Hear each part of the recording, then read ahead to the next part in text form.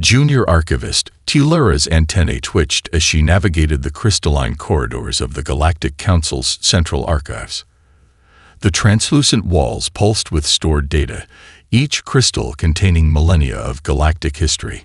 Her six-fingered hands traced patterns in the air, interfacing with the archive's quantum database as she searched for information about the newest member application from the Kryvax Empire.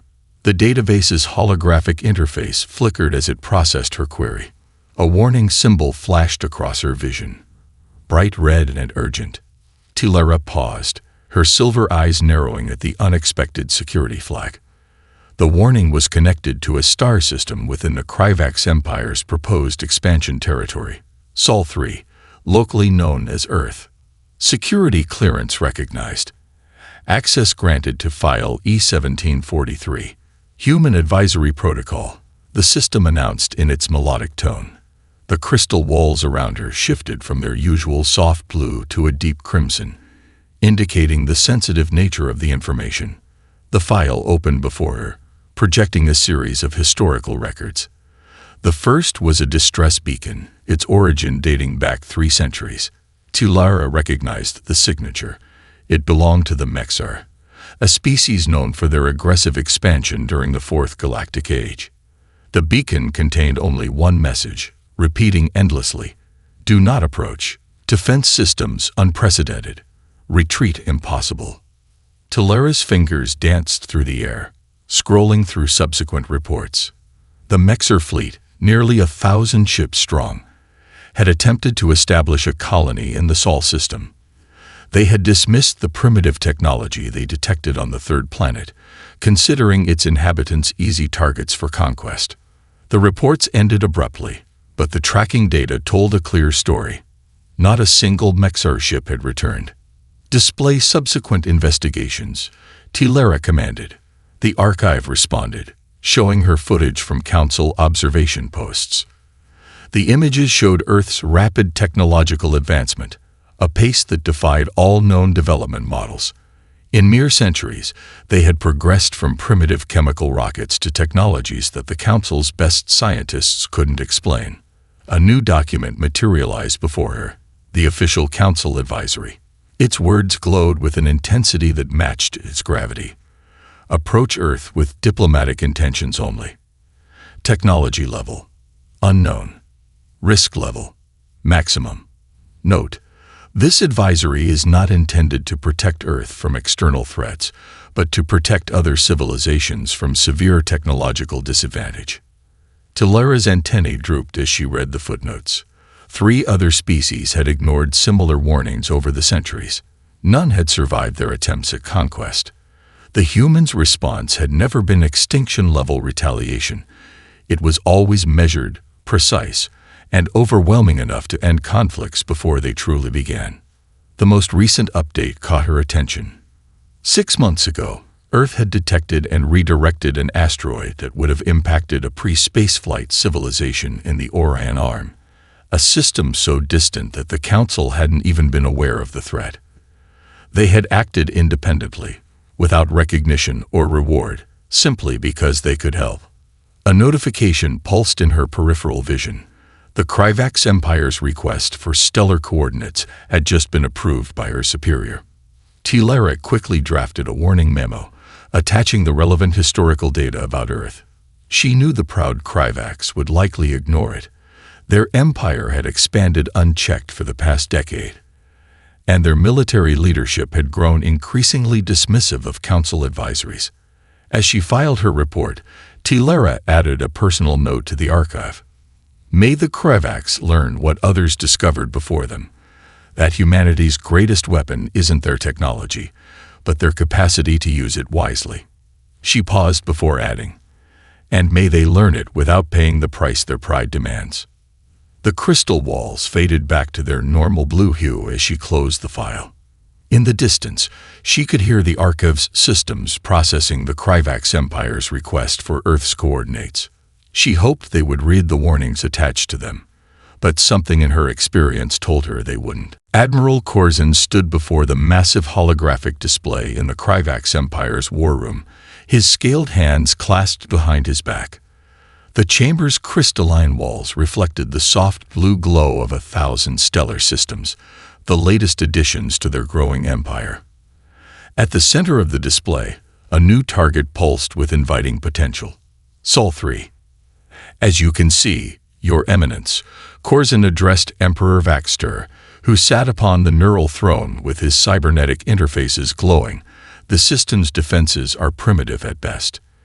Their ships still rely on chemical propulsion for local travel, and their orbital structures are limited to a few hundred satellites and a single modest station.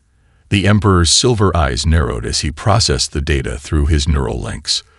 The throne room's other occupants, generals, admirals, and strategic advisors, maintained a respectful silence as their leader considered the proposal. The only sound was the soft hum of quantum computers processing battle simulations. The Council's warning files are quite specific about this system. Scientific advisor Mira spoke up from her position near the data terminals. Her luminescent markings pulsed with concern as she projected additional data streams into the holographic display.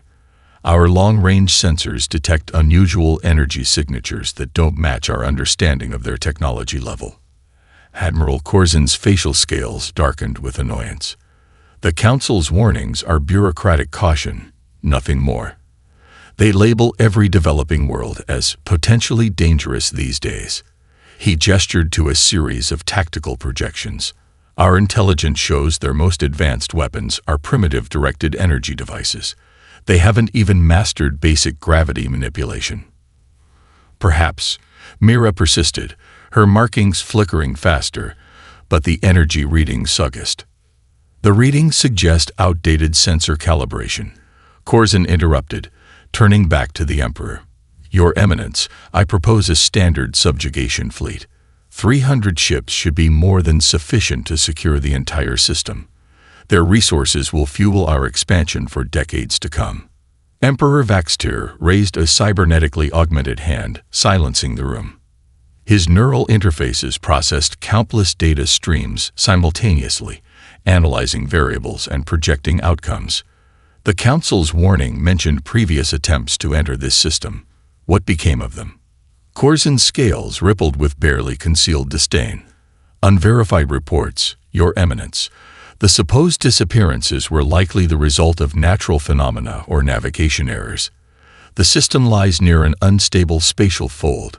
Ships could easily have been lost to gravitational anomalies.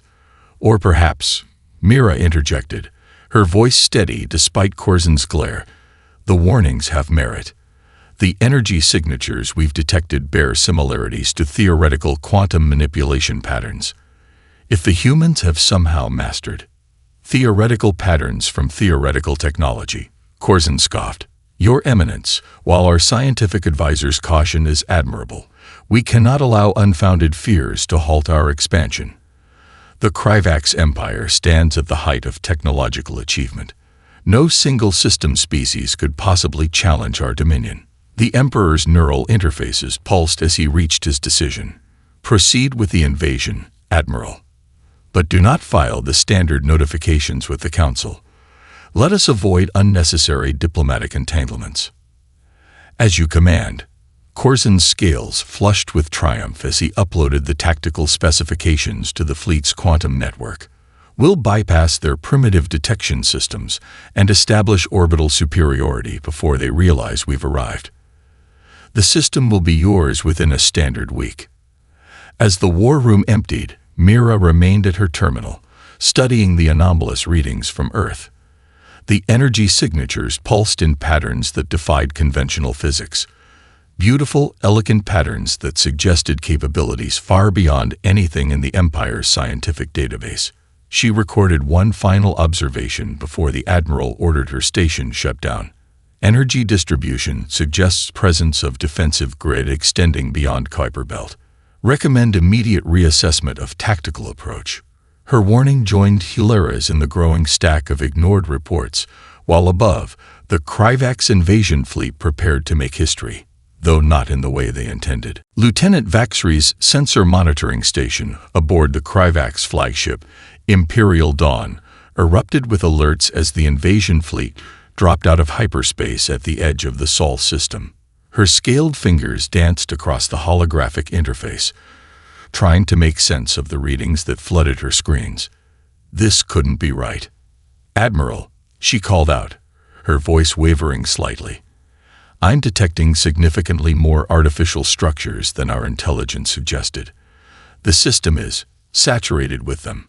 Admiral Corzin strode across the command deck, his boots clicking against the polished obsidian floor. "Clarify, Lieutenant. What exactly are you seeing?" "Thousands of signatures, sir. Some appear to be standard satellites and stations, but others." She projected the sensor data onto the main viewing screen. "Many of these structures don't match any known configuration in our database." The command deck fell silent as the display filled with dots of light, not the handful of primitive satellites they'd expected, but a vast network of interconnected structures extending from Mercury's orbit to the edges of the Kuiper Belt. Some were clearly visible, while others seemed to shift and fade like ghosts in the void. "Interference from the spatial fold," Corzin declared, but his scales had lost some of their confident luster. "Maintain course. Activate jamming protocols." The fleet's electronic warfare systems engaged, broadcasting signals designed to disable enemy communications. For 3 seconds, everything worked as planned. Then, every screen on the command deck flickered simultaneously. A message appeared, written in perfect Kryvax script. "You have entered protected space. The Sol system operates under Terran jurisdiction. Your retreat window is 30 minutes. This is not a negotiation." "How are they broadcasting through our jammers?" Weapons Officer Tech Sol demanded, his cybernetic eye whirring as it analyzed the signal. "The message is being received simultaneously by every ship in the fleet, but I can't locate its source." Before anyone could respond, the message began repeating in different languages: Galactic Standard, Mexer, Ancient Precursor, and dozens more that their translation matrices couldn't even identify.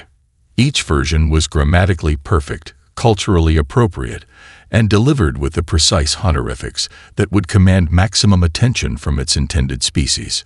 "Launch probe drones," Corzin ordered, his voice tight. "I want visual confirmation of these supposed structures." The drones shot forth from the fleet's escort ships, their quantum sensors primed to map the system. The first drone disappeared almost immediately. The second transmitted for 30 seconds before going dark. The third sent back images that made Lieutenant Vaxry's scales pale. She enhanced the footage, projecting it for the entire command deck to see. A massive structure hung in space near Jupiter's orbit, partially phased into another dimension. It seemed to be some kind of automated manufacturing facility, but it operated on principles that defied the Empire's understanding of physics. Parts of it appeared to exist in multiple places simultaneously. "Sir," Vaxry reported, her voice barely a whisper, "I'm detecting similar structures throughout the system. Some appear to be defense platforms, others, I'm not sure. Their energy signatures suggest they're drawing power directly from subspace." Another message flashed across their screens. 20 minutes remaining. Be advised. Defensive measures are now staging. Further advance will be interpreted as hostile intent. In the distance, points of light began to sparkle like new stars being born.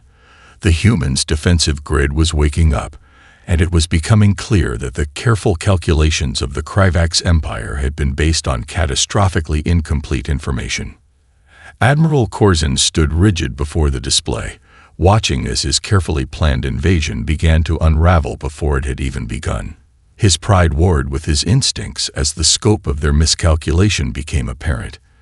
In the silence of the command deck, the countdown continued, each passing minute bringing them closer to a demonstration of why the Galactic Council's warnings should have been heeded. Admiral Corzin made his decision as the final minutes of Earth's warning ticked away. "All ships, advance formation. Raise quantum shields to maximum power. Show these humans the might of the Kryvax Empire." The fleet moved forward in perfect synchronization, 300 ships arranged in the Empire's traditional spear formation. Their shields hummed with energy, creating a cascading wall of iridescent force fields that had broken the defenses of a dozen civilizations. Lieutenant Vaxry monitored her sensors with growing unease. "Sir, detecting unusual particle activity ahead. The readings, they're unlike anything in our database." Through the command deck's viewing screens, the crew watched as points of golden light began to materialize around their forward ships. The particles swirled in complex patterns, like schools of luminescent fish swimming through the void. Several crew members gasped at the beauty of the display. Aesthetic warfare. Weapons Officer Texel scoffed, his cybernetic eye whirring as it attempted to analyze the phenomenon. "They think to discourage us with pretty lights." The golden motes drew closer, their dance becoming more intricate. They moved with impossible precision, forming complex geometric patterns that seemed to follow some mysterious mathematical harmony.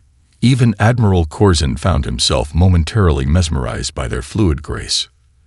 Then the first screams came from the forward fleet. "Admiral!" The panic in Vaxry's voice cut through the command deck silence. "The forward ships are reporting hull breaches, but there's no impact damage. The golden particles, they're deconstructing our ships at the molecular level." The viewing screens confirmed her words. Where the mysterious lights touched Kryvax ships, matter simply came apart. Not in violent explosions or crude demolition, but in carefully controlled deconstruction. Layer by layer, atom by atom, the golden swarms were dismantling their hull plating. "Impossible." Texel breathed, his natural eye widening as his cybernetic one recorded the unprecedented attack. "Our quantum shields should prevent any physical contact with the hull." "They're not stopping at the hull," Vaxry reported, her scales pale with horror. "The particles are somehow phasing through our shields as if they don't exist. They're systematically disassembling everything they touch. But..." She paused, checking her readings again. "They're avoiding crew quarters and life support systems." Admiral Corzin watched as his mighty fleet began to come apart with surgical precision. The humans weren't destroying their ships. They were unwrapping them like gifts, carefully setting aside anything that might harm the crew. A new message appeared on their screens. "Your vessels are being decommissioned. Please remain calm. No harm will come to any crew members who do not resist. This is a demonstration, not an extermination." As if to emphasize the point, one of the forward ships was now completely exposed to space, its hull plating entirely removed. Yet its crew compartments remained perfectly intact, protected by fields of golden light that somehow maintained atmospheric pressure and life support. "Sir," Vaxry's voice dropped to a whisper, "I'm detecting massive energy signatures activating throughout the system. The defensive grid we noticed earlier, it wasn't built to keep invaders out. These readings suggest it's containing something far more powerful within the system itself." Admiral Corzin stood frozen before the tactical display, watching as his invasion force was systematically and elegantly dismantled. His pride had led 300 ships and thousands of crew members into what was rapidly becoming clear wasn't just a tactical mistake. It was a demonstration of how far behind Kryvax technology truly was. The golden lights continued their mesmerizing dance around the fleet, their work precise and unstoppable. In the silence of the command deck, surrounded by the gentle dissolution of his mighty armada, Admiral Corzin finally understood what the Galactic Council's warning had truly meant. They hadn't found a primitive civilization to conquer. They had stumbled into the domain of beings so advanced that the difference between their technologies was greater than that between the Kryvax Empire and the simple tools of prehistoric species. While the golden particles continued their methodical deconstruction of the Kryvax fleet, Lieutenant Vaxry's sensor station erupted with new alerts.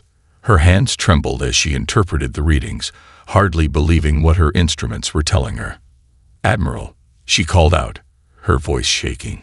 "Multiple massive energy signatures detected within Jupiter's atmosphere. They're rising." The command deck's main viewing screen shifted to show Jupiter's swirling clouds. At first, nothing seemed unusual about the gas giant's eternal storms. Then the clouds began to part, not naturally, but with purpose.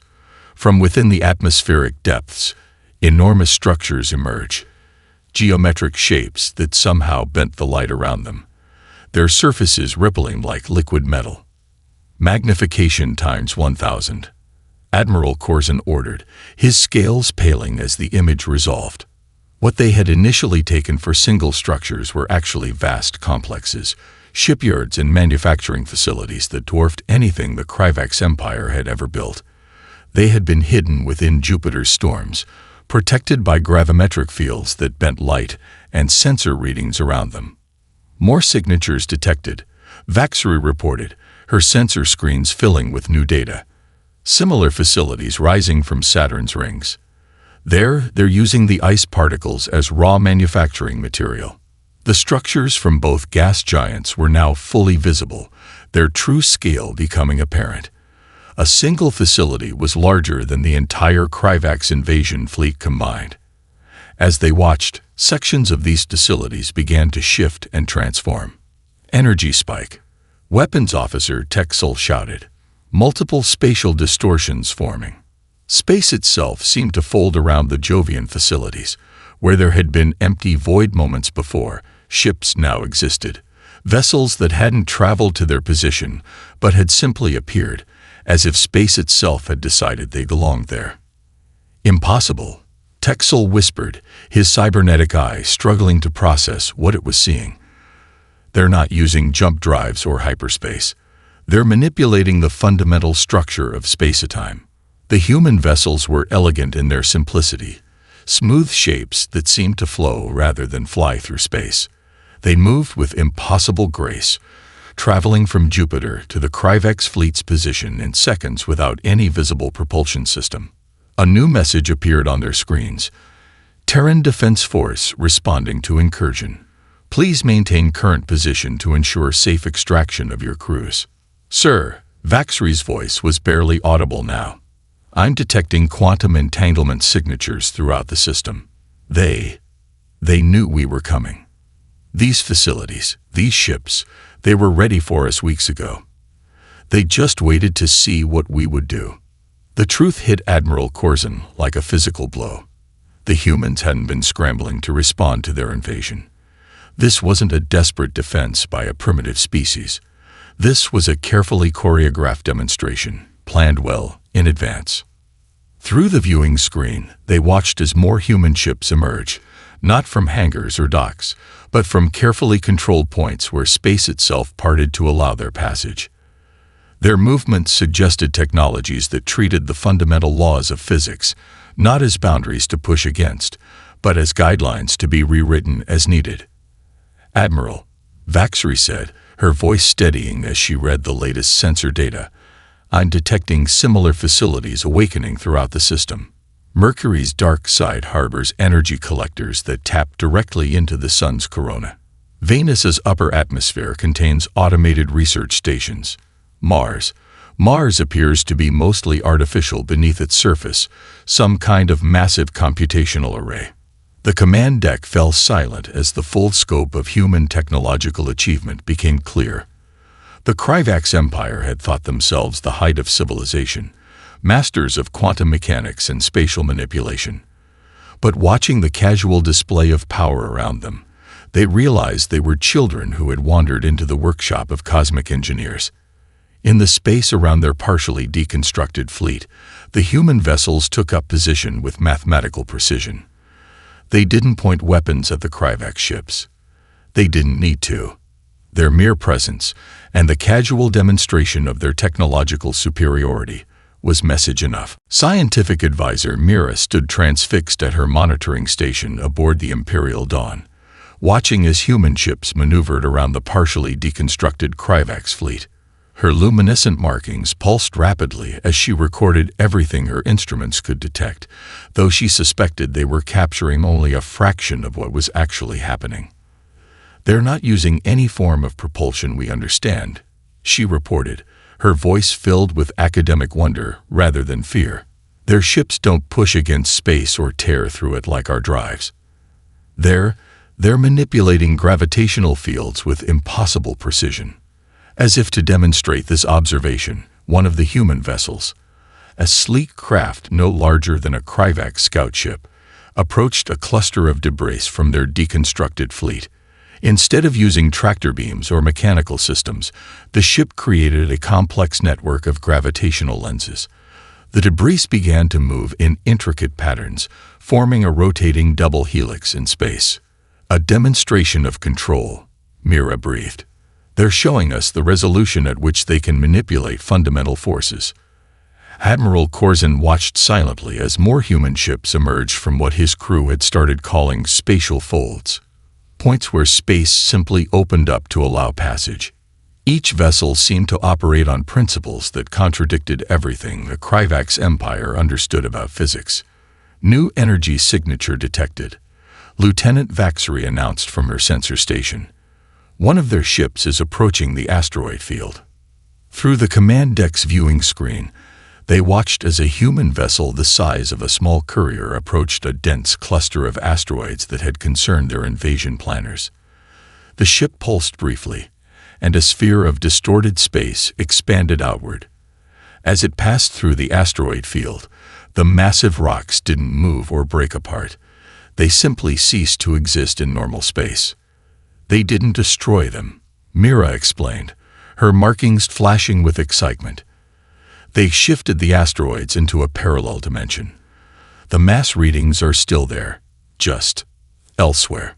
The human ship then began what could only be described as an art demonstration.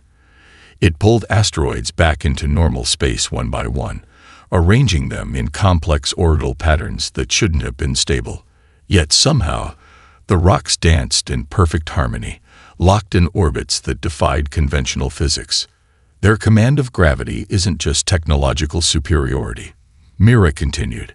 It demonstrates an understanding of spatial mechanics that makes our best theories look like a child's first attempts at mathematics. Another human vessel approached the Imperial Dawn, this one seemingly composed of flowing liquid metal.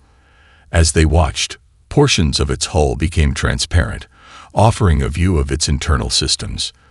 To the Kryvax crew, it was like looking at technology from a civilization thousands of years more advanced than their own.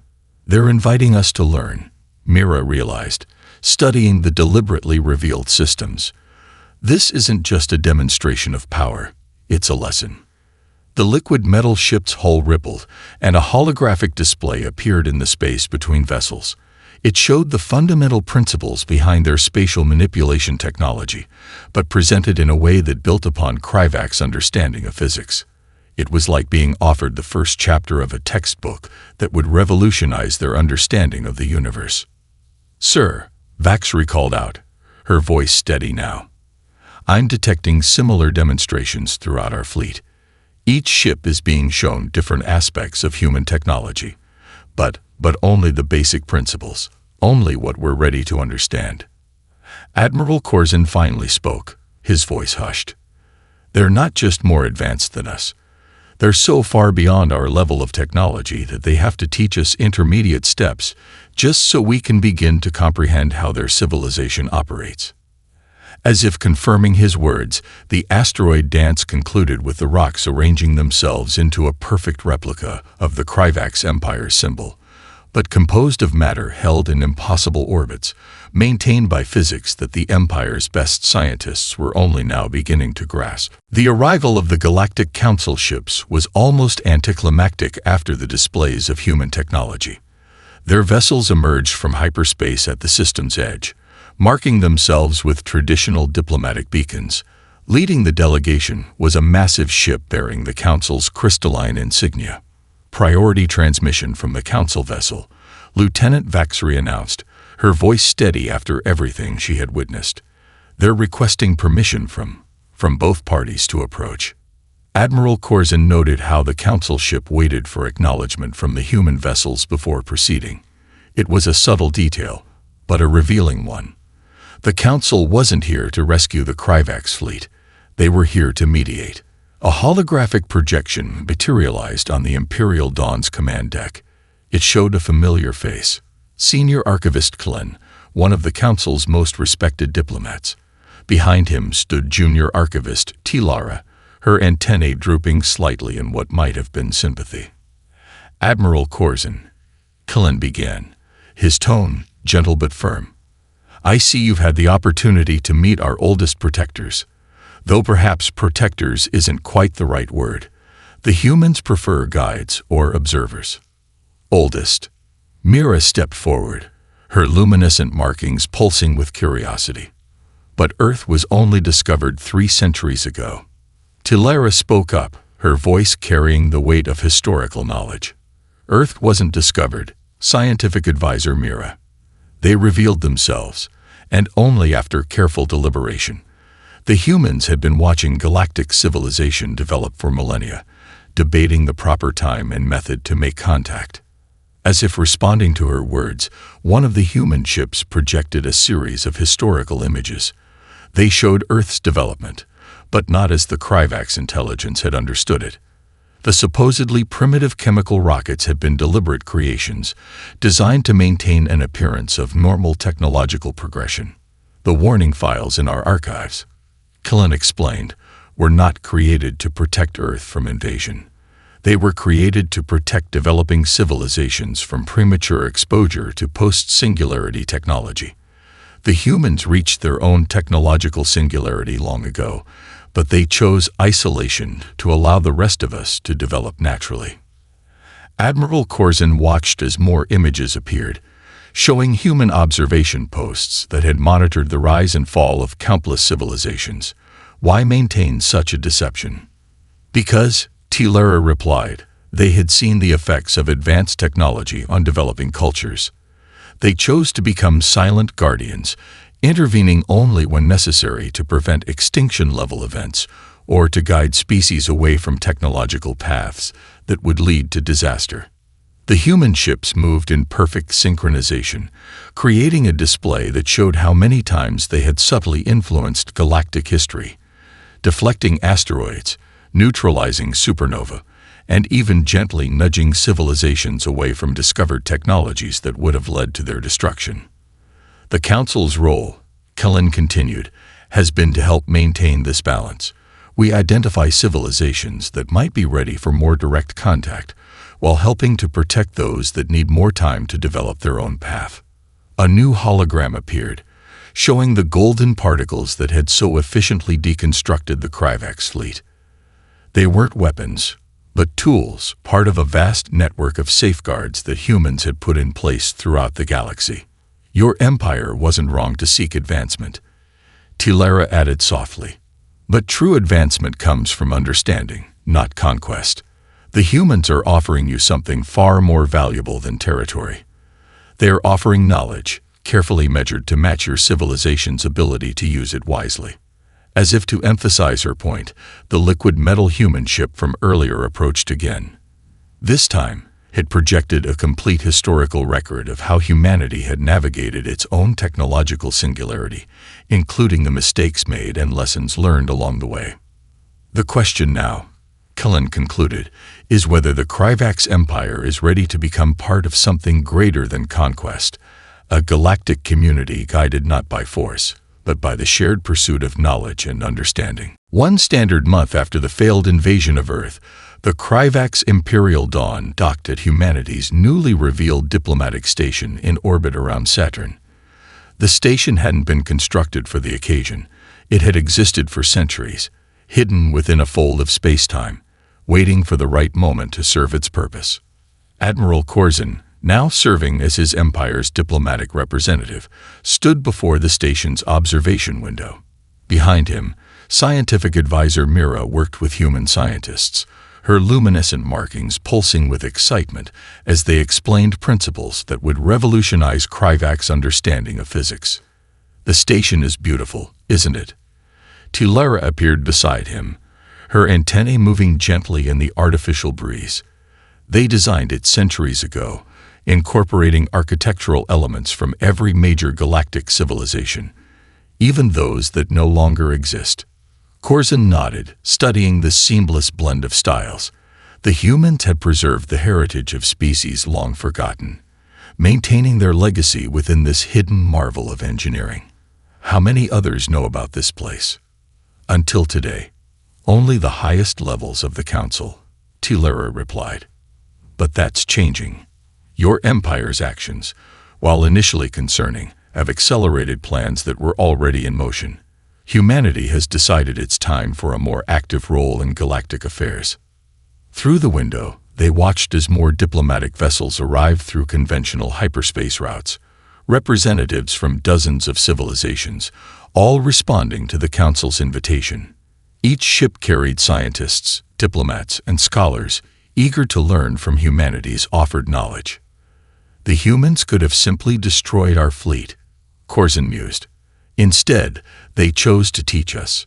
Why? Because that's what they've always done. Tilera gestured to a holographic display showing the station's history. Every civilization reaches moments of choice, continue down the path of conquest, or embrace a greater understanding of the cosmos. Humanity reached that same junction long ago and chose to become teachers rather than conquerors.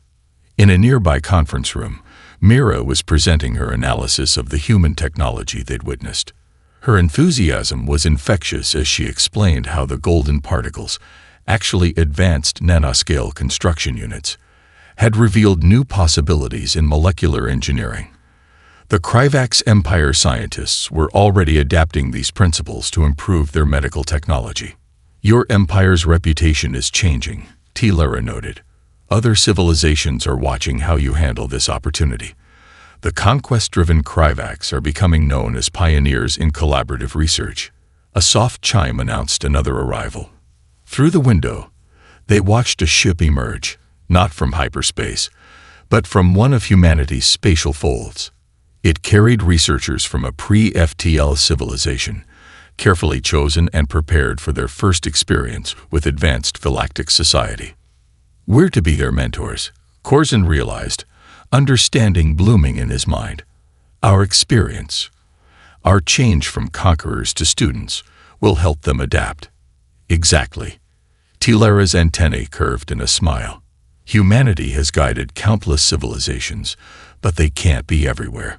By sharing their knowledge gradually, they create bridges between different levels of technological development. Today's students become tomorrow's teachers.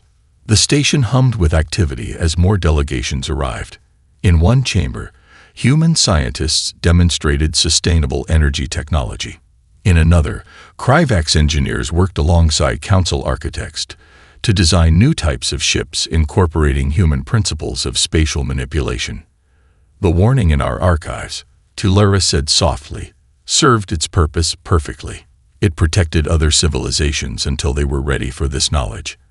And now, through your empire's actions, we begin a new chapter in galactic history. As if to punctuate her words, the station's central atrium lit up with a spectacular display.